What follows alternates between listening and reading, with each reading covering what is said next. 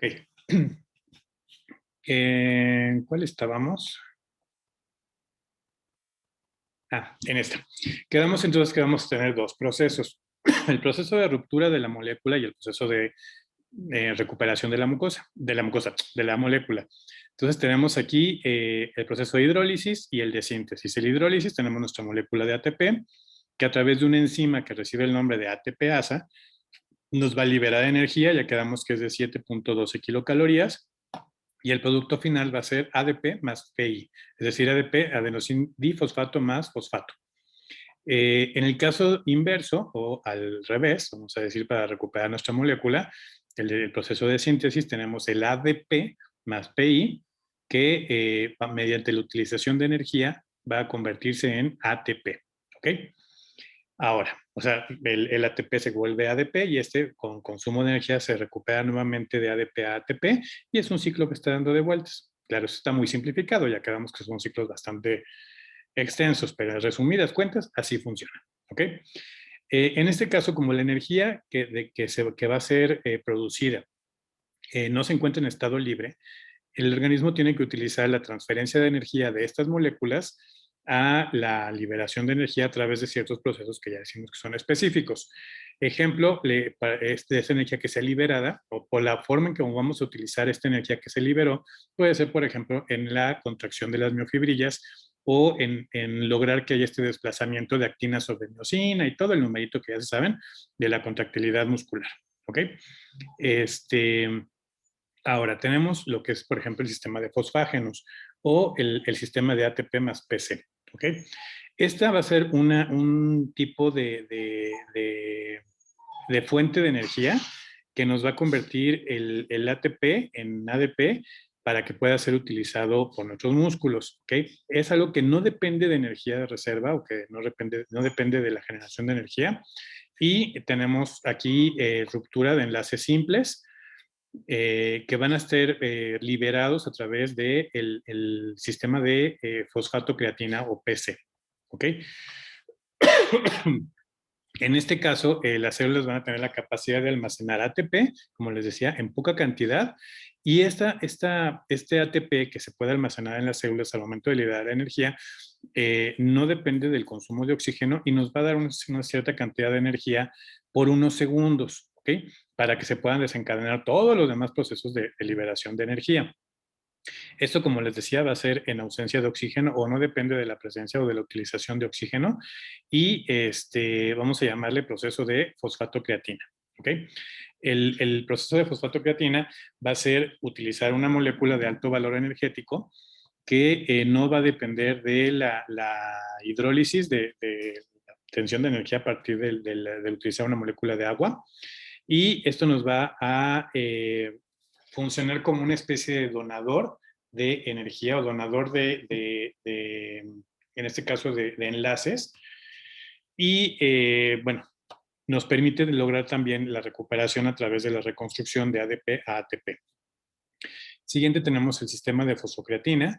Va a ser un compuesto que va a funcionar a base de fosfatos. Va a ser un proceso que va a ser liberador de energía, va a ser rico en energía y que nos permite almacenar energía a nivel muscular, a nivel células musculares. Funciona como un proceso de fosforilación o de reincorporación de molécula de fósforo o de fosfato a el ADP para recuperar nuestro ATP. Va a ser una reserva más o menos de 3 a 4 veces mayor que de ATP que podemos encontrar a nivel muscular. Y en este caso, cuando nosotros logramos, o bueno, cuando consumimos toda esta reserva de ATP es cuando caemos en la fatiga muscular. Y esto se refiere a los procesos de reclutamiento de fibras musculares. Recuerden que cuando hacemos un esfuerzo físico, no se recluta al 100% de las fibras musculares, sino alrededor del 60%. Y después tenemos una rotación de fibras y las que hayan agotado, en este caso su ATP, tendrán que entrar en un proceso de reposo para recuperar ese ATP y las que estaban en reposo se activarán para continuar con la contracción muscular. Ese es este ciclo de reclutamiento y de relajación de fibras musculares durante la contracción.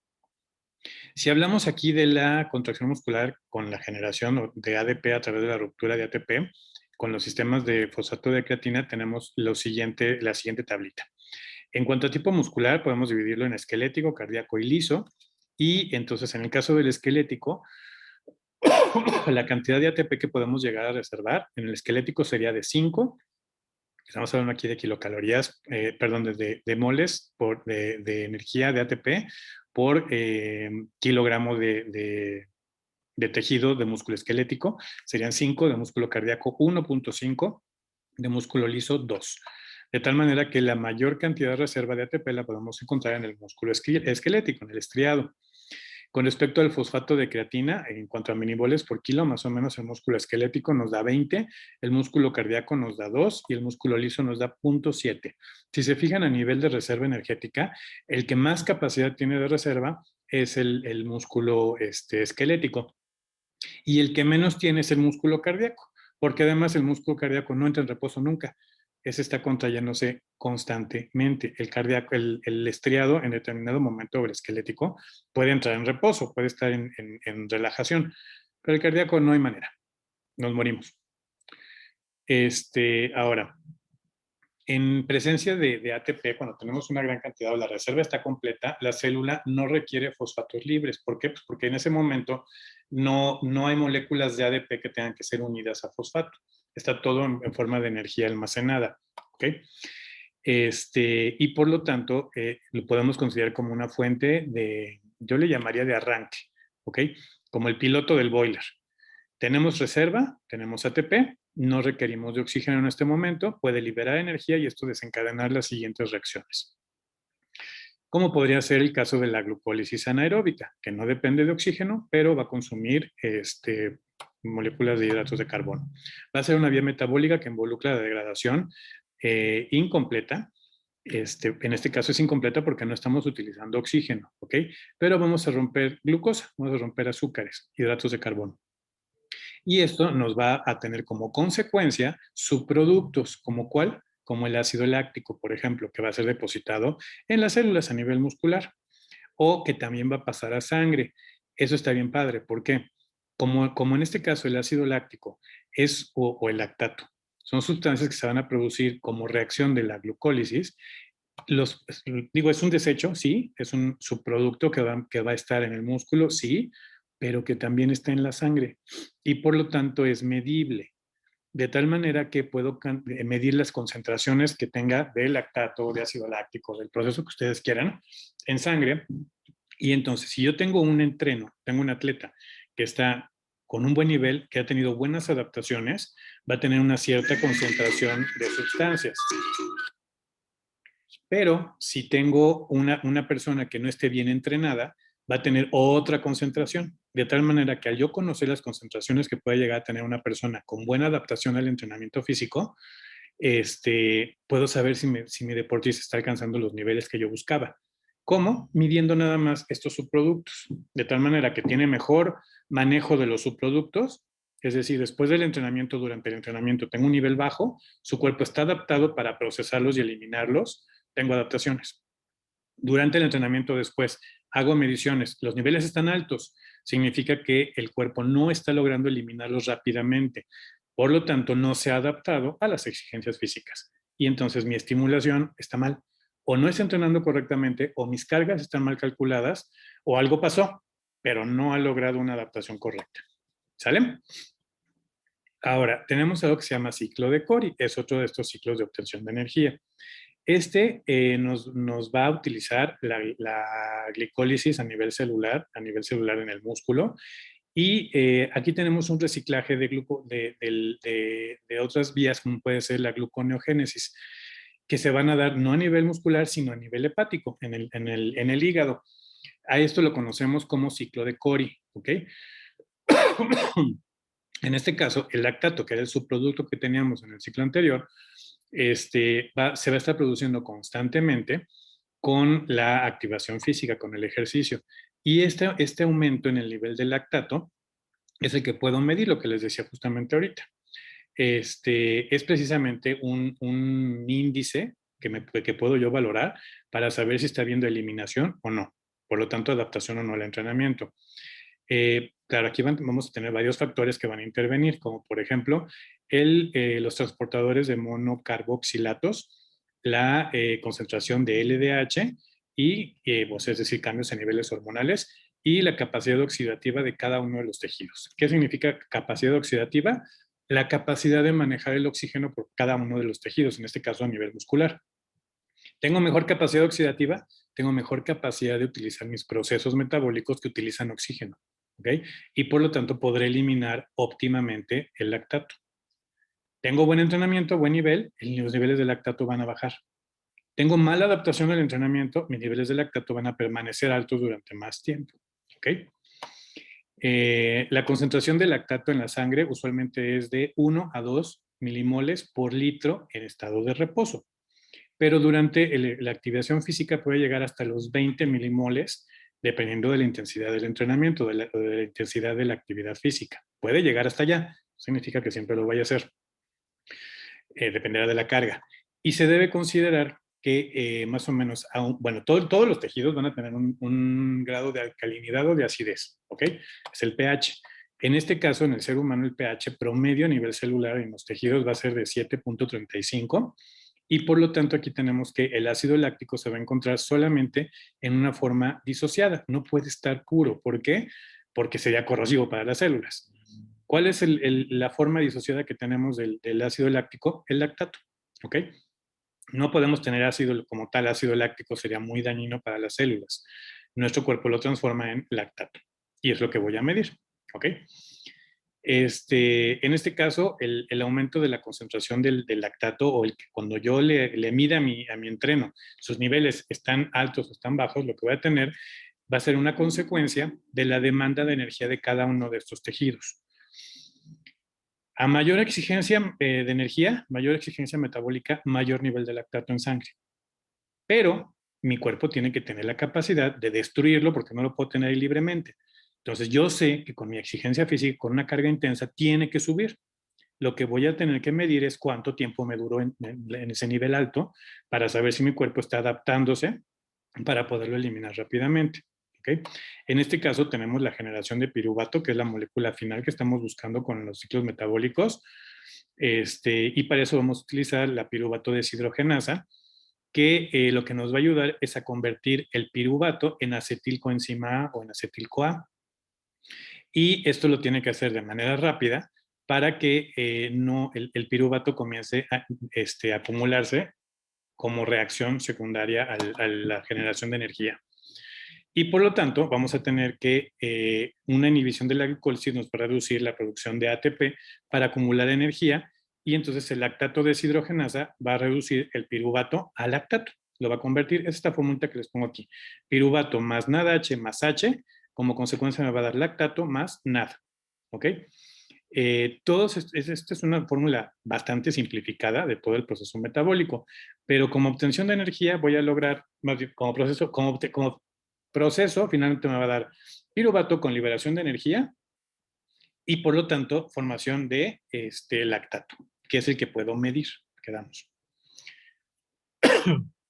En este caso, la función de la producción del lactato va a ser oxidado, es decir, voy a tener NADH más H. Estamos aquí teniendo una liberación de hidrógeno que después dependerá de su unión al oxígeno, ¿ok? Y esto nos va a regenerar la nicotinamida o nicotinamida adenina dinucleótido, que es el NADH, pero sin el hidrógeno, y este va a ser necesario para que pueda entrar a los ciclos de glucólisis. Y por lo tanto, una vez que el NADH entra al ciclo de glucólisis, lo que voy a tener va a ser producción de ATP. Y este ATP me permite, bueno, ya es el ADP reconstituido para poder almacenar y después ser utilizado en una reacción posterior. Ahora, el lactato del que estábamos hablando, que se va a producir, va a salir de las células musculares y va a pasar a la circulación, va a pasar a sangre, ¿ok? ¿Para qué? Para después poder llegar al hígado, y es en donde viene la magia. Yo tengo un hígado bien entrenado, lo que voy a hacer es purificar, voy a destruir ese lactato que viene en sangre y por lo tanto voy a bajar sus niveles. No estoy bien preparado, no tengo adaptaciones físicas al esfuerzo, los niveles van a permanecer altos, va a tardar más en eliminar esos niveles de lactato, ¿ok? Y por lo tanto, una vez que llegan al hígado, se va a transformar en glucosa por el proceso de gluconeogénesis, ¿ok? Cuento corto, cuento largo corto, reducido, este es el proceso que estamos buscando. porque eso me está hablando de recuperación a nivel celular, ¿ok? O la capacidad de depuración a nivel celular hepática. Ahora, ¿qué características puedo encontrar en este sistema de lactato? Va a ser como fuente de energía y esto va a ser dependiente de la presencia de hidratos de carbono, ¿ok? Por eso es que necesitamos los hidratos de carbono para el entrenamiento. Por eso damos también las precargas de hidratos de carbono. A nivel energético, la intensidad va a ser alta, el rango de producción de ATP va a ser alto, es decir, altos niveles de energía. El nivel energético va a ser alto, como decía. La capacidad total de producción de ATP va a ser bajo, porque estamos teniendo otras vías de producción. La capacidad de resistencia va a ser bajo, porque estamos hablando de ciclos de inicio rápido. No estamos entrando a ciclos aeróbicos. Los requerimientos de oxígeno, pues no requerimos. Los ciclos metabólicos van a ser anaeróbicos y la distancia que me va a dar más o menos de energía, estamos hablando de 200 a 800 metros. Esta es una duración corta del entrenamiento o de la actividad física. El tiempo funcional va a ser de 30 a 120 segundos. Este es como el chispazo de energía del que les hablaba al principio, es lo que me va a permitir desencadenar todos los procesos antes de que llegue a los demás ciclos.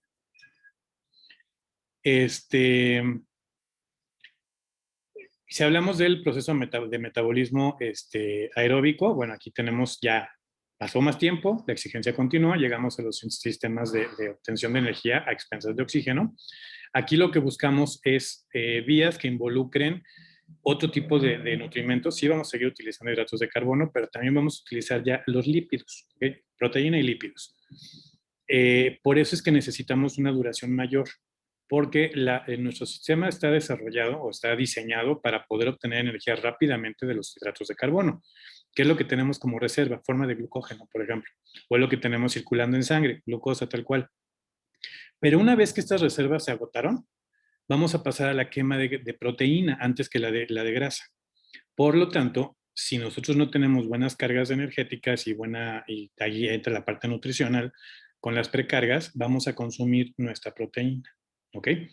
Y dependiendo de la duración, ya una vez que agotamos esa reserva de proteína, no es que la agotemos, más bien una vez que el cuerpo dice basta de estarme autoconsumiendo la proteína de reserva, que es la que está en el músculo, pasará a los ciclos de quema de grasa, entrar a los lípidos. Entonces, el primer nutriente que vamos a utilizar como energía son los hidratos de carbono. El segundo van a ser las proteínas y el último van a ser los lípidos. Este es un nivel de protección a nivel orgánico. ¿Por qué? Porque el cuerpo no quiere gastar sus grasas. En caso de una extrema necesidad de energía, es su reserva última. ¿Okay? Es la ronchita de reserva que pudo haber tenido para obtener energía. Es decir, si estuviéramos en inanición por varios días y no pudiéramos comer, o si tuviéramos un proceso metabólico muy desgastante como una cirugía, un cáncer, una fractura, lo que ustedes quieran, es cuando el cuerpo va a decir, bueno, pues me consumo primero mis reservas. Ya no hay más reservas para consumir, por eso es que en procesos tan desgastantes como una cirugía perdemos masa muscular, o como una enfermedad, la que ustedes quieran. Si se fijan, siempre pierden peso. Después ganarán a expensas de grasa, porque el cuerpo dirá, como perdí músculo, no puedo gastar mi grasa y la voy a poner a reservar, la voy a guardar para cuando nuevamente necesite. Pero lo último que perdemos es la llanta y la panza. ¿Por qué? Porque es la reserva de mi cuerpo, lo que más vale. ¿Okay? Es el último reserva que puedo yo quemar. Y esto va a llevarse a cabo en presencia de oxígeno y en presencia de agua. ¿Ok? Claro, esto me va a dar como consecuencia producción de CO2. Bueno, ¿y aquí qué asunto toca el oxígeno? Bueno, tenemos lo siguiente. El oxígeno va a ser el receptor final de los electrones durante los procesos de liberación de energía. ¿Ok? ¿Por qué? Porque en todos, si se fijan, hablábamos del nada H. Ese H es hidrógeno. Y el hidrógeno no puede estar libre, necesita algo que lo neutralice. ¿Quién lo va a neutralizar? El oxígeno. Entonces, si yo tengo una molécula de hidrógeno que se une a oxígeno, al final de cuentas voy a obtener agua. Es la forma en cómo yo puedo neutralizar al hidrógeno. El hidrógeno es explosivo, o sea, es un elemento muy agresivo. Pero al momento en que lo pongo en contacto con el agua, me va a dar primero agua oxigenada, para que me entiendan, ¿no? El HO.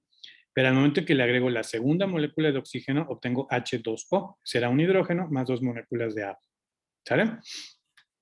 Estas van a ser reacciones químicas que me van a implicar los siguientes procesos: glicólisis aeróbica, ciclo de Krebs, el famoso y temido ciclo de Krebs, y sistemas de transporte energético, es decir, transporte de electrones. Estos van a ser procesos metabólicos que van a ser de alta producción de energía, si es cierto, pero dependen de oxígeno. En ese caso, la fuente de ATP me va a producir energía a través de producción aeróbica, les decía, ciclo de Krebs, cadena de transporte de electrones o fosforilación oxidativa, y esta serie de reacciones enzimáticas van a estar catalizadas por enzimas mediante la utilización de estas, ¿no? Primera, glicólisis aeróbica. Esta va a ser la vía metabólica que se va a encargar de oxidar la glucosa, obteniendo energía a nivel celular, es decir, unión de oxígeno a una molécula de un hidrato de carbono. Consiste en 10 reacciones enzimáticas, no es una sola, son varias, que van a ser todas encadenadas una tras otra, es decir, van a ser cadenas enzimáticas consecutivas que me van a convertir esta glucosa en moléculas, al final de cuentas, piruvato, que es lo que estamos buscando como molécula final. El chiste no es que yo quiera obtener piruvato, el chiste es que mi molécula de residuo va a ser el piruvato, pero para llegar a esta pasé por todas estas reacciones que me van a ir dando chispazos de energía, van a ir dando liberación de energía. Y este piruvato final va a ser capaz de entrar a otras vías metabólicas, porque acuérdense que aquí nada se desperdicia. Este subproducto final va a entrar a otras que van a producir más energía. ¿Ok? Digamos que va a ser reciclado. Y por lo tanto voy a tener un cierto rendimiento de moléculas de ATP y, bueno, de la producción de molécula de ATP más 2 moléculas de NADH. Este NADH más H después va a ser el que va a terminar en la formación de agua.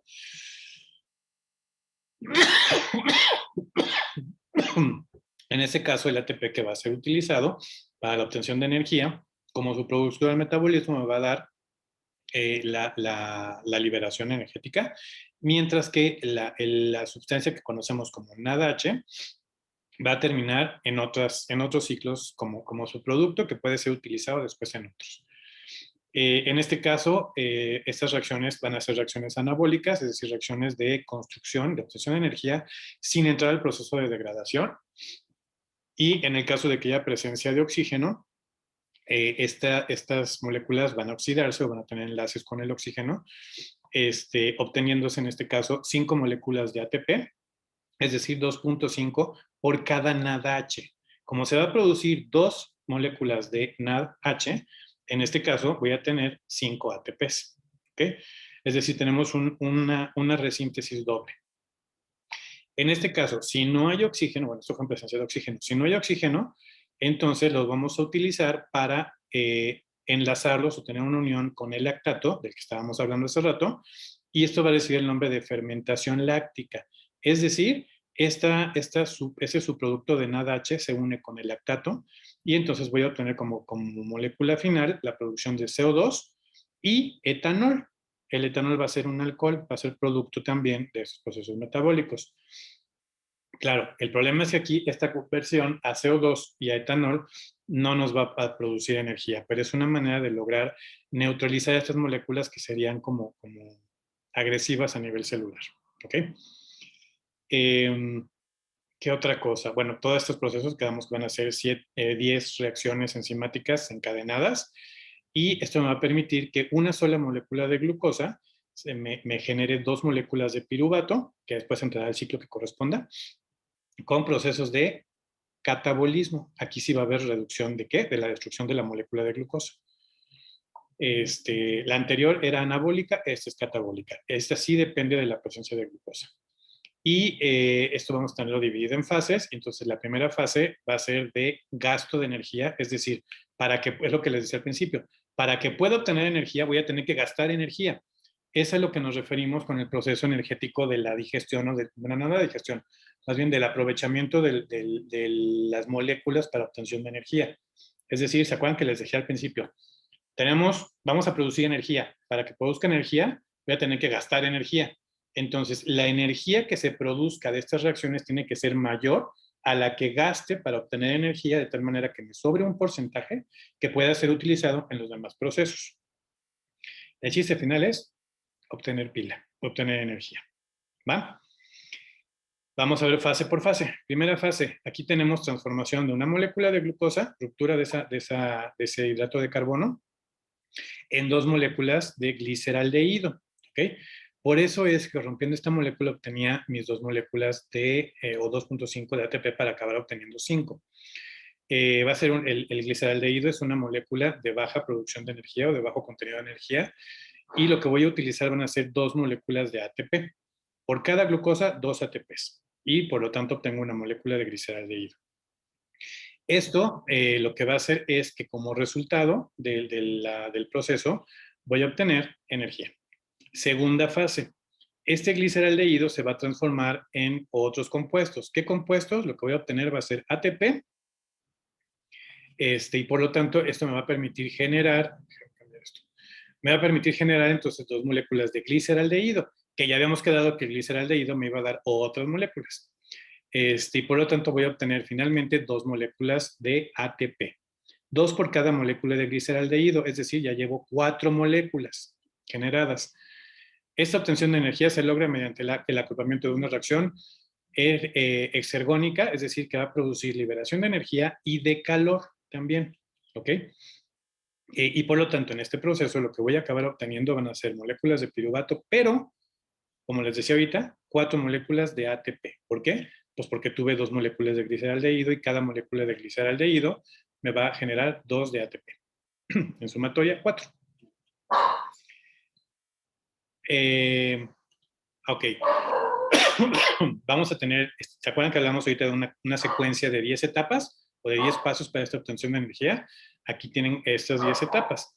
La primera, bueno, vamos a tener una fase de gasto de energía que van a ser los primeros 5 pasos de estas etapas, y tenemos después una de producción energética que van a ser los siguientes 5 etapas. ¿Okay? Entonces, primer paso va a ser la vía de las exoquinasas o la producción de exoquinasas.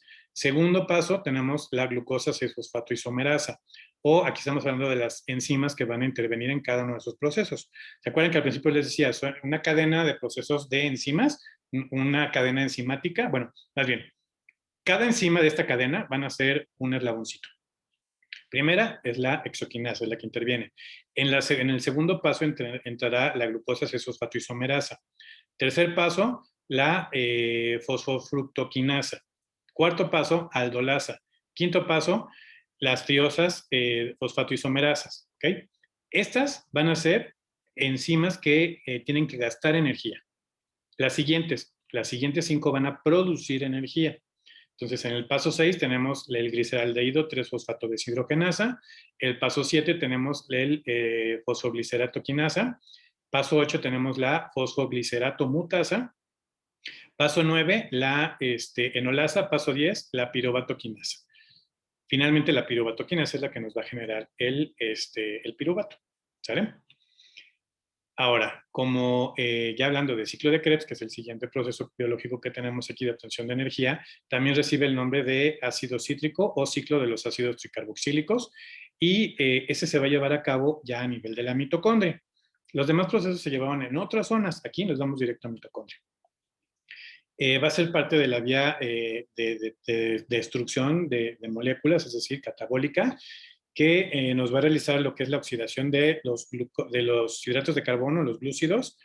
También interviene aquí procesos de degradación de ácidos grasos, es decir, de algunos lípidos o de los subproductos de los lípidos, y de aminoácidos, es decir, también van a intervenir aquí las proteínas, de tal manera que obtenemos la producción de CO2, que va a ser, digamos, reciclable, porque, bueno, si el CO2 va a ser eliminable, pero me va a permitir obtener energía. Y esa energía va a ser la que va a ser utilizada en los procesos biológicos. En este caso, la acetilcoenzima A o la acetil-CoA va a ser el principal precursor del ciclo, o va a ser el que va a iniciar este ciclo. Y entramos al ciclo de los cítricos o de 6 carbonos, o también llamado ciclo de los citratos, ¿ok? Y este nos va a funcionar a partir de la acetilcoenzima A, con la utilización de 2 carbonos, con una molécula de oxaloacetato, que van a ser los otros 4 carbonos, en total son 6. Y entonces el citrato que se produce con cada uno de estos ciclos va a entrar al oxaloacetato y al CO2, y por lo tanto vamos a tener el siguiente ciclo. Acetilcoenzima A más 3 de NAD, más FAD, más GDP, más PI, que es el fosfato, más 2, o la obtención de, bueno, la utilización de 2 moléculas de agua, y como resultado voy a tener coenzima sintetasa más 3 de NADH más oxígeno, más hidrógeno, más la producción de FADH2 más GTP más 2 de CO2 como producto final. ¿Ok? Yo sé, es un montón de bioquímica, pero como ustedes ya son másters en esto porque ya llevaban bioquímica, no hay problema, ya lo dominan. ¿Ok? Y si no, se tienen que regresar a ver todos sus apuntes de bioquímica para que le den una repasadita. Ni modo, agarraron ustedes el área terapéutica y si quieren llevar nutrición, tienen que saber bioquímica. ¿Ok? En este caso, bueno, los dos carbonos del acetilcoenzima A van a ser oxidados a través de la utilización del oxígeno para obtener el CO2, y la energía que vamos a liberar van a ser procesos de energía exergónica, es decir, liberación de energía, que van a tener GTP y por lo tanto van a poder ser reducidos a través de electrones liberados, obteniendo NADH más FADH2. Y en este caso, NADH más el FADH2 van a ser coenzimas que pueden utilizarse en otros procesos, y lo que me va a tener como proceso final va a ser fosforilación oxidativa. Nuevamente, fósforo, que era lo que liberábamos con la liberación o la conversión de ATP a ADP. El FADH2 va a ser la succinato deshidrogenasa, y como no podemos nosotros separarlo, no lo podemos aislar de la enzima, al final de cuentas vamos a tener que pasar por otro proceso en el que el FADH2 va a ceder 2 átomos de hidrógeno que van a tener que entrar a la molécula de ubiquinona, y por lo tanto voy a tener coenzima Q, ¿ok? Esta coenzima Q me va a ayudar a enlazarse con los hidrógenos o con los 2 átomos de hidrógeno que deben ser producidos en el ciclo anterior, y por lo tanto puedo separar el hidrógeno de de la enzima de la que estábamos hablando, ¿no? Este proceso va a ser un proceso no le llamaría de radiación, pero de liberación de iones que pueden provocar oxidación a nivel celular. Por eso es que utilizamos o tenemos que dar a veces, dependiendo de la intensidad del entrenamiento, vamos a tener mayor generación de energía, sí, tenemos mayor consumo de carbohidratos, sí, pero por eso es que las dietas altas en hidratos de carbono también son dietas que envejecen a nivel celular. ¿Por qué? Precisamente por la liberación o por la liberación de estos átomos de hidrógeno, y se consume lo que es la coenzima Q. No sé si han escuchado hablar de la coenzima Q10. En cremas antienvejecimiento, en suplementos alimenticios, para mejorar el nivel de rendimiento deportivo, etc. Bueno, pues cuando nosotros damos coenzima Q10 en todos estos productos, lo que estamos buscando es disminuir la oxidación a nivel celular y el envejecimiento celular, permitir la recuperación a nivel celular más rápida. Si ustedes le dan a una persona suplementación con cromo, con ay, se me fue el nombre. Ah, a ver, díganme suplementos que utilicen para mejorar los niveles de rendimiento deportivo. Se me fue ¿Los niveles de qué, profe? de rendimiento deportivo. Los que manejan como recuperantes. Ah, maldita sea. Traigo una laguna cerebral. Óxido nítrico, por ejemplo. Cuando ustedes le dan óxido nítrico, le dan creatina, cosas por el estilo, lo que estamos haciendo es oxidar el cuerpo. Entonces, por eso tenemos que meter antioxidantes como la vitamina C, como la vitamina E, como la coenzima Q10, etcétera, que van a entrar a estos ciclos para poder bloquear la producción de hidrógeno y por lo tanto bloquear los enlaces con el oxígeno, oxidación celular y muerte celular. Lo que estoy buscando es que haya mejor recuperación a nivel celular. ¿Sale? Todo lo que dijimos está aquí, en este bonito ciclo. Este es el ciclo de Krebs, ¿ok? ¿Se lo tienen que saber de memoria para fines de examen? No, no se los voy a pedir tal cual, pero sí tienen que saber que existe, porque además ya se lo tienen que haber aprendido, ya llevaron bioquímica. ¿Sale? Quedamos entonces que nuestra principal fuente de energía va a ser la glucosa, van a ser los hidratos de carbono, que van a iniciar su proceso metabólico a nivel citoplasmático, es decir, por fuera de la mitocondria, obteniendo ciertos subproductos o ciertas sustancias que van a entrar a la mitocondria para entrar ahora sí en los ciclos metabólicos, como el ciclo de Krebs, el ciclo de los ácidos tricarboxílicos y finalmente la beta-oxidación, que va a ser el proceso metabólico que utiliza ácidos grasos, es decir, grasa, y oxidación de aminoácidos. Cuando yo oxido aminoácidos y entro a ciclos de ácidos grasos, necesito lípidos. ¿Y en dónde están esos lípidos almacenados?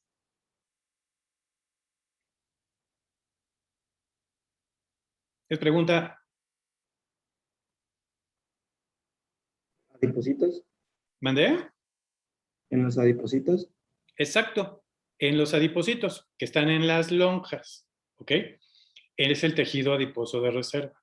Entonces, una vez que pasé por todos los ciclos que ya mencionamos, puedo pasar a la beta-oxidación, que necesita de ácidos grasos. Si no hay ácidos grasos libres, entonces voy a entrar a los ciclos voy a entrar a los procesos de liberación de ácidos grasos que están de reserva dentro del adipocito, lo pasará a circulación en sangre, de tal manera que las células lo puedan absorber, entrar a mitocondria y obtener energía finalmente. ¿Ok?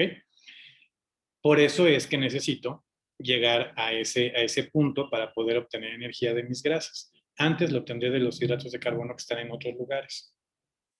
El resultado final de todas estas rutas va a ser la obtención de NADH más FADH2 y los electrones que van a ser donados durante todo este proceso van a unirse finalmente a oxígeno y por lo tanto voy a obtener como molécula final la producción de agua. Claro, si se acuerdan, hubieron varios procesos en los que necesité entrar a hidrólisis, es decir, utilizar moléculas de agua para poder romper los enlaces, de modo que esta agua se está circulando constantemente. ¿Voy a utilizar más agua en mis procesos metabólicos de la que produzco? Sí, por eso es que necesito mantener hidratado a mi deportista. Y esto va a funcionar en la membrana mitocondrial interna. ¿Se acuerdan que la mitocondria es un organelo que tiene doble membrana? Tiene su membrana externa y su membrana interna. Bueno, pues todos estos procesos son en la membrana interna. ¿De qué depende? Depende de enzimas que van a hacer toda la catálisis de reacciones bioquímicas para la obtención de todos estos procesos de energía. Y todo esto implica transporte de electrones que van a ocurrir en el proceso, en la cadena de transporte de electrones, para unirse con los enlaces que me va a producir el oxígeno. ¿Ok? Como resultado final voy a obtener un radical que va a ser tóxico, que es el superóxido.